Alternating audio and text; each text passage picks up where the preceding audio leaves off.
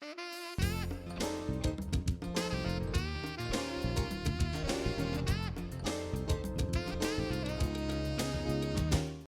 and welcome to another edition of For the Record. I'm Sean Murphy. My guest today is a first-timer on the show. His name is Sean Hines, and he is here representing Best Buddy Dog Trainings. We love dogs on this show. We love animals. First of all, Sean, welcome to the show. Thank you. Excellent first name, too, by the way. Yeah, I like yours, too. Dog training. Tell me about how you got started in dog training. Wow. I got a German Shepherd puppy when I was a kid, and one of the deals with my mom was that I'd have to learn to train it.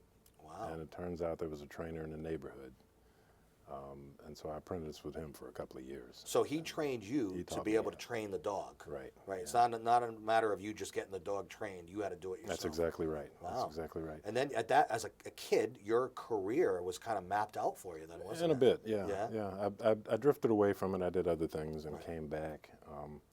I noticed there was, in the last few years, I started noticing a need for a different style, someone to sort of offer something different to the world of dog training than what's generally out there, I think. To be a dog trainer, you need to be a lover of dogs, and I would imagine animals in general, right?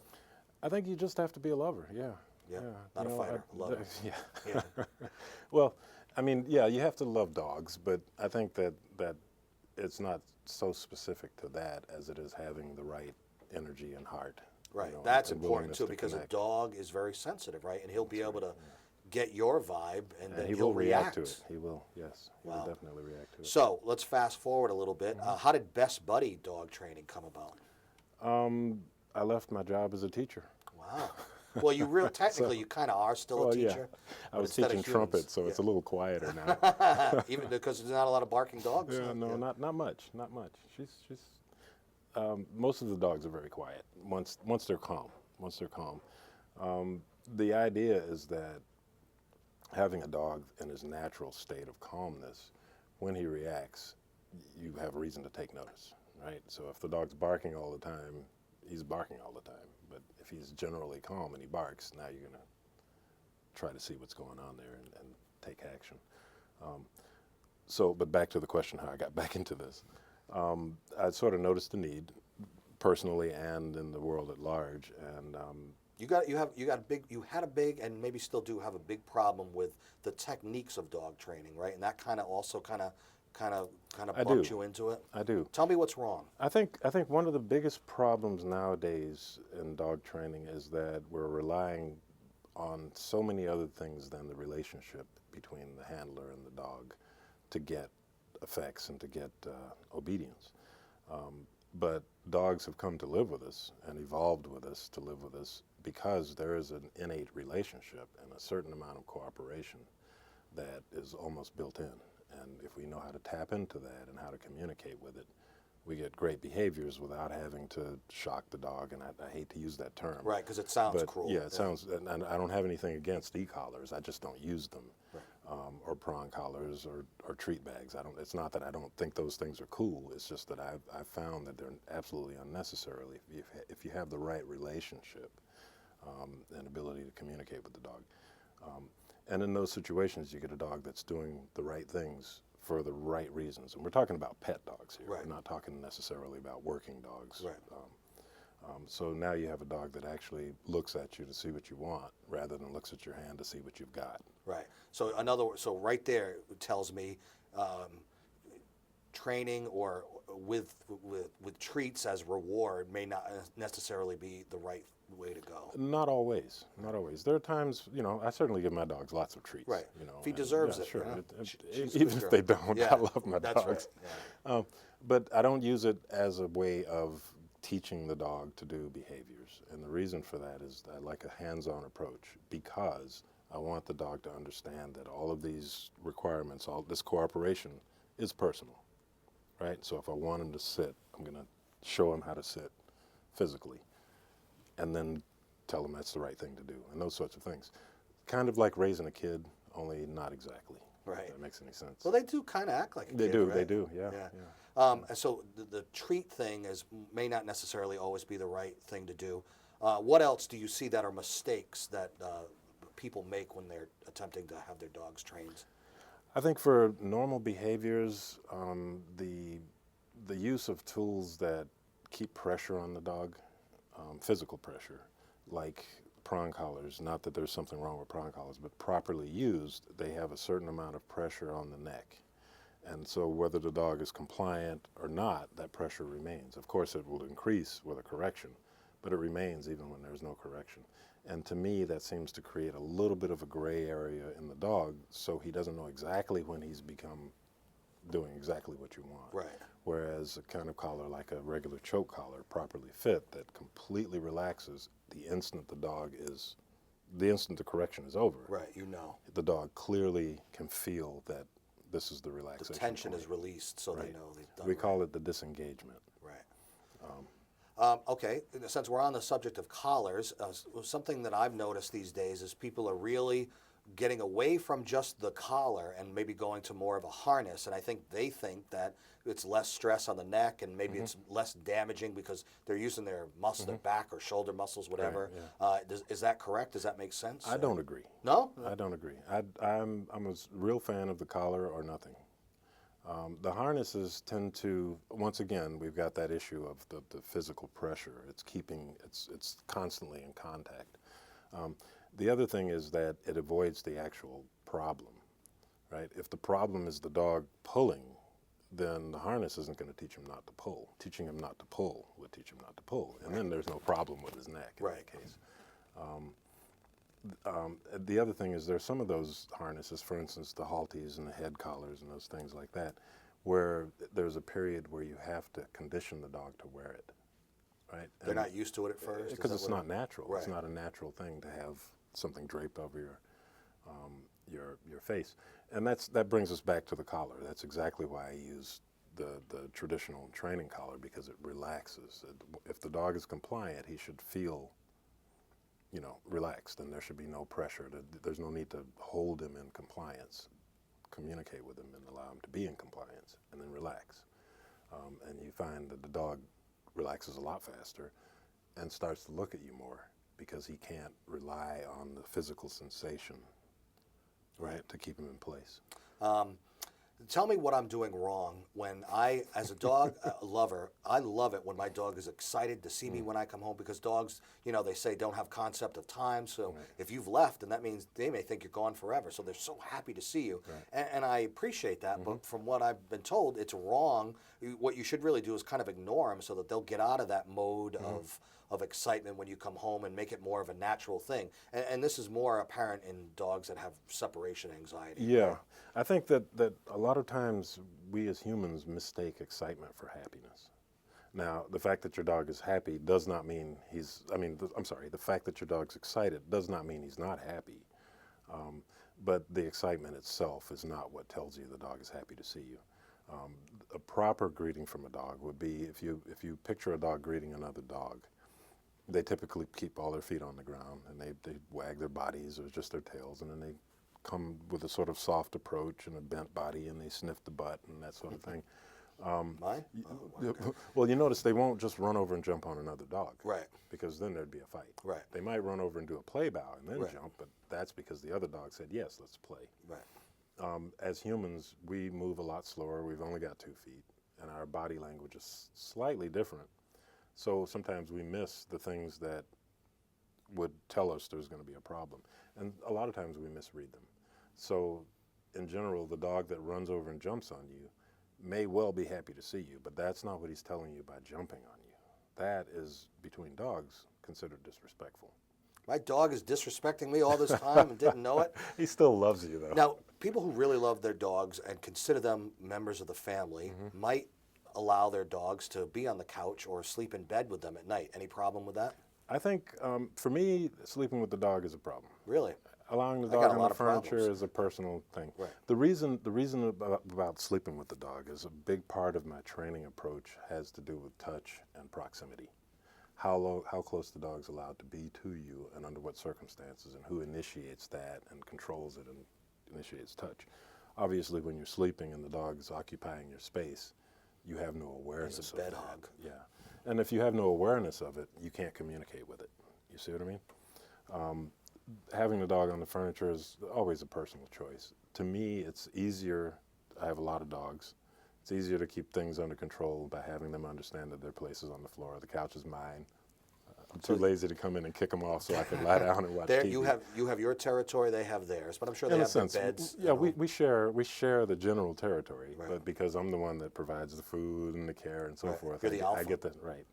I get the comfortable couch. Do you sort of buy into that philosophy like a Cesar Millan would have, that the owner should be the alpha and you can kind of create that environment? Is that the right way to go? I think it is. Yeah. I also think it gets misunderstood a lot. That does not mean you have to bully or be mean or rude or harass your dogs or any of that. You don't have to show them who's boss in the traditional sense, but you do have to show them who's boss because they want to know. Right.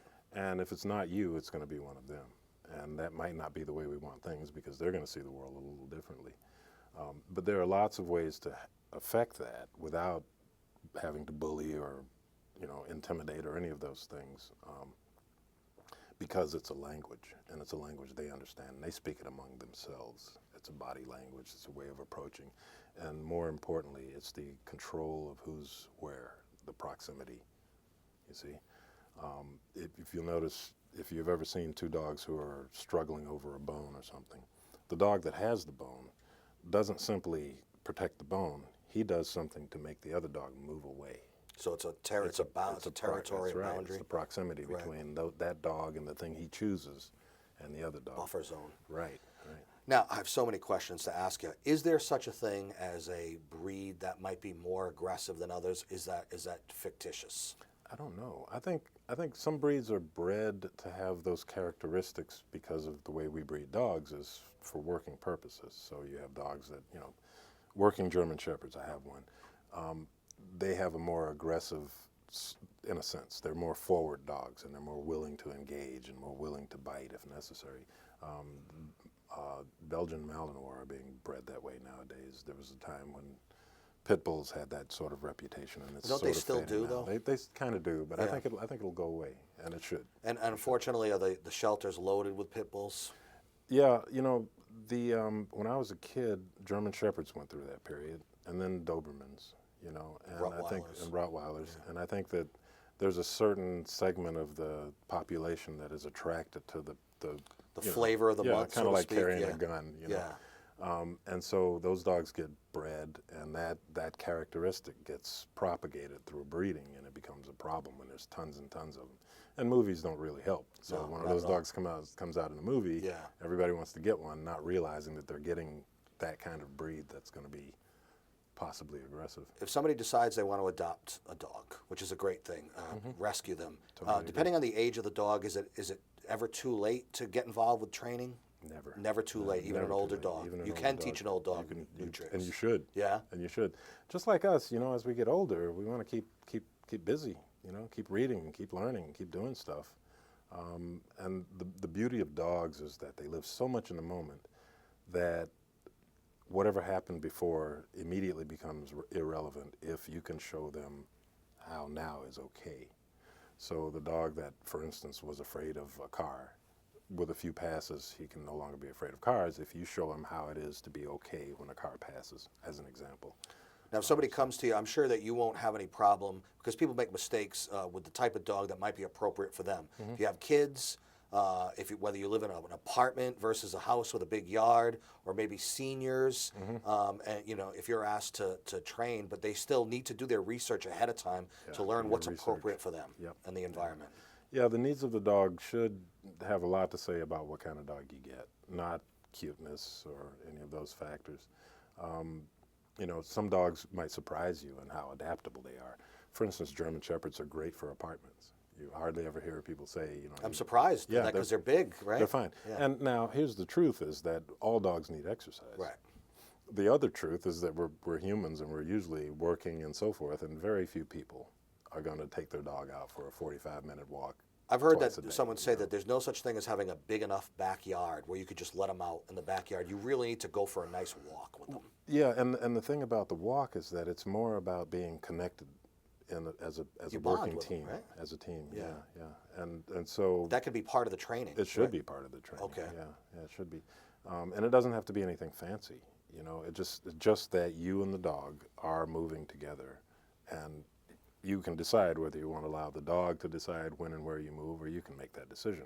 The important thing is that you work it out and that somebody makes that decision. Somebody's watching the show and they're interested in this and interested in you. You serve the Connecticut, Rhode Island, Rhode Island, Massachusetts. So they're coming from all three states. I'm mostly going to them. Oh, going to them. Okay, Yes, this is yes, in-house. in-house, yes, Wow. So, yes. so that makes sense. You want to train them in their environment, That's right? correct. Wow, that's great. Yeah, it's fun. Now, there's some video too that we've been showing or will show. What's one of them that we'll see? Well, there's a lot. If you go onto my website, bestbuddydogtraining.com, on the video page, there's I don't know 75 or 80 videos. Wow. They're categorized in different categories. So you could look at the ones of in-home trainings and the ones of board and trains, and some. There are quite a few with just me and my dogs just showing off. And one of those dogs, a lovely lady named Freedom, is going to make an appearance on the show. That's my girl. We'll be able to do a little demonstration, basically. It depends on what she wants to do. She doesn't do much. Oh, okay, yeah. Well, then I'd be the perfect donor for her then, because neither do I. All right, well, let's take a break. Sean Hines, he's from Best Buddy Dog Training, and we'll meet Freedom, who he's got an interesting story about how rescued her, fell in love with her. We'll meet her, and we'll talk a little bit more when we come back. I'm Sean Murphy. This is For the Record. Stay with us.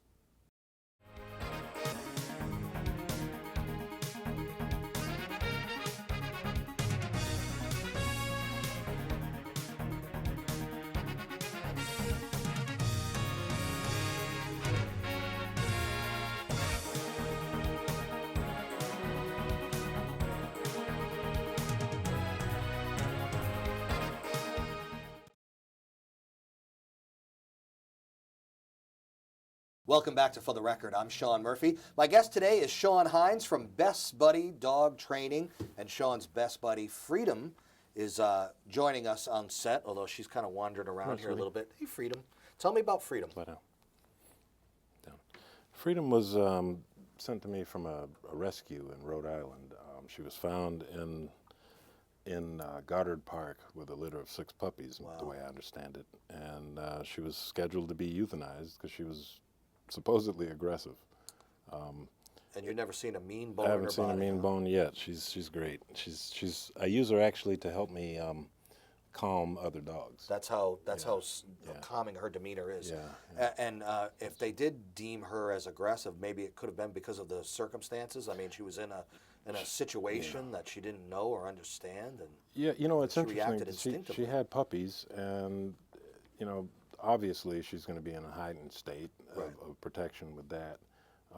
She didn't really trust people for a lot of reasons, and so a dog like that, cornered, of course, would bite. Yeah, or anybody would act. And even to this day, she's still a little on the schemish side. Right? Yeah, she is. Skittish. And even then, even in those cases where she was, when I went to meet her for the first time, she barked at me and tried to escape the kennel, which I don't deem as aggression. I think it was protective, and then she was fearful.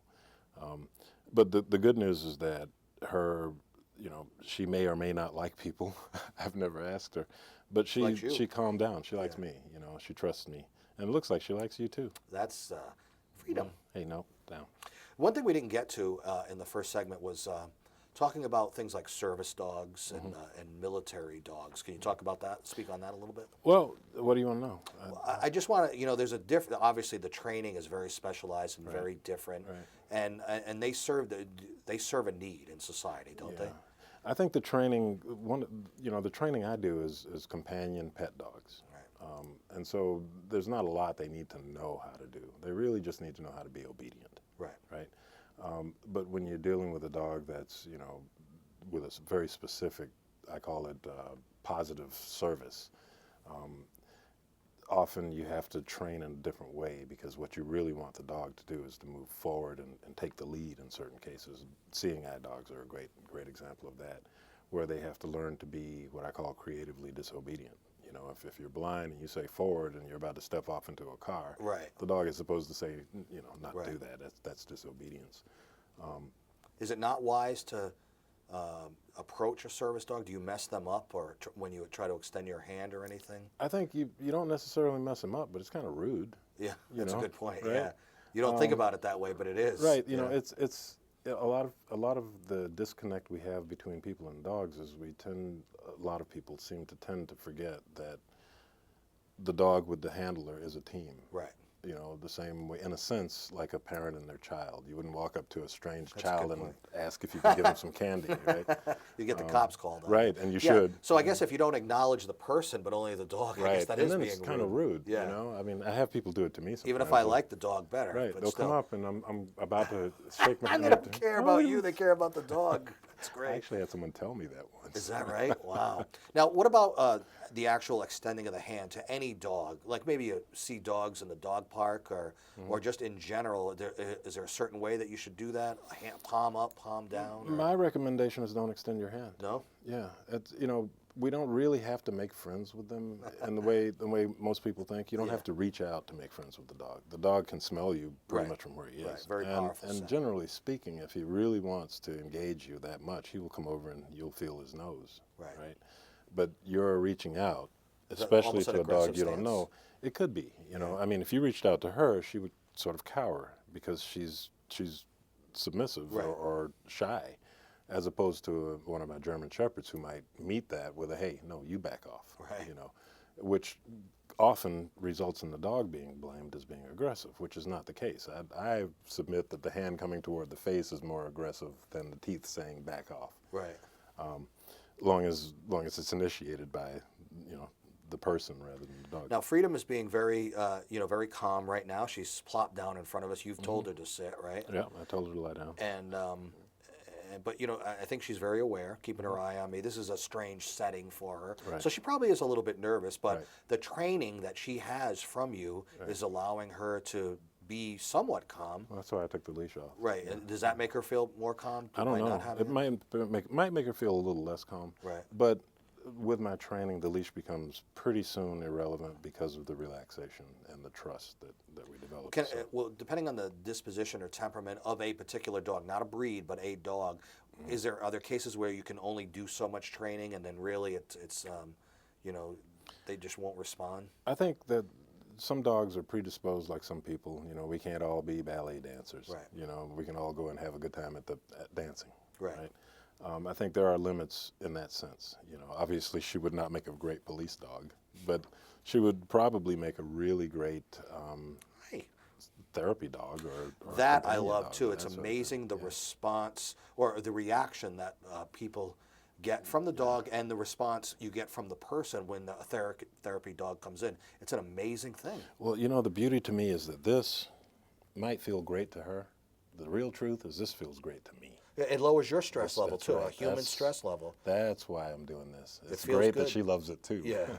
And that she'll tolerate it or Right. love it. But really the truth is that feels good to me. You know? Yeah, and I've heard that it actually lowers the stress. Yeah. So it's a great team effort. It's a great combination. If a human and a dog are pals, and it's mutually beneficial. Yeah, You know? yeah. We're quite blessed that that these animals have evolved, however it happened, to live with us and work with us because we have enough in common that we can communicate. Being a trainer of dogs and also a lover of dogs, I don't know how much time you spend on social media, but boy, there's some tough things out there that we see often, and not just dogs, but animals in general, you know? And I told you off the air that I would allow you to have some soapbox time if you wanted it, if there's something that you're outraged about. I think the biggest thing for you is certain training methods that some people utilize for the most part. I think my biggest pet peeve, no pun intended, is training methods that don't address or acknowledge the willingness of the dog to connect on a personal level. Training methods that lure and mind you, we're talking about pet dogs as Right. opposed to working dogs, that don't directly address what you want from the dog, but rather go around getting to do stuff. An example, luring the dog into a sit. I kind of don't agree with that because to me that's not really honest in terms of how the relationship is. I wanted her to lie down. I could have lured her down, Okay. but what I really wanted was for her to lie down. And for me, the best way to do that is with touch, because now my touch becomes informative. So this touch is affectionate and she knows what that is. I could give her a corrective touch like that, and it doesn't bother her, Right. but it gives her the information that I want her to have. What are your feelings on crates as far as training goes? I think or just in crates general? are almost indispensable. Okay, so you Almost need 'em, indispensable, yeah. Not as a punishment, but two things happen. One is if you're not able to supervise and lead the dog is able to get into all sorts of trouble. You wouldn't put a kid in a kitchen with all the tools and stuff in there and just a 2-year-old and say, here's the kitchen, good Right. luck, right? The crate allows you to have the dog still and not get into trouble when you're not there to be able to guide the dog. And that, to me, that's the best reason to use a crate. The other thing is that if you travel by plane or if your dog goes to the vet or to the groomer or something like that, they're probably going to spend some time in the crate. I particularly want to if be they're there. a I don't vet. want to. Yeah. When you hear about what happens, sometimes I know it's a rare yeah, situation. yeah. I don't want to leave them there. I want Well, to be sure, there. sure. You know? But I mean, if let's Yeah. say he's sick and has to spend the night or something like that, or traveling, if you fly with your dog and it's, if I fly with my German Shepherds, until recently they were flying in crates in the, like. Until recently, they don't have to anymore. Well, now my German Shepherds are Okay. service Okay. trained. So, but my last German Shepherd, he was well trained, but I traveled with him. He would fly in The cargo, boat. that's tough Yeah. too, boy. Yeah, but he was cool with the crate. Okay. Right, A good so- point. So that was his security Right, area. exactly, Gotcha. exactly. So you will come to someone's house, Connecticut, Rhode Island, Massachusetts. It's Best Buddy Dog Training. Sean Hines, what's the website one more time? It's bestbuddydogtraining.com, and I also have a Facebook page. And there's Same probably a link on the website that you There can click is. right to the Facebook There page. is. We learned a lot today, and we met a new cool friend named Yeah, Freedom, Freedom's too. my girl. You Right, can girl? see this show and many others on our YouTube sites. I'm Sean Murphy. This is For the Record. We will see you next time. Take care.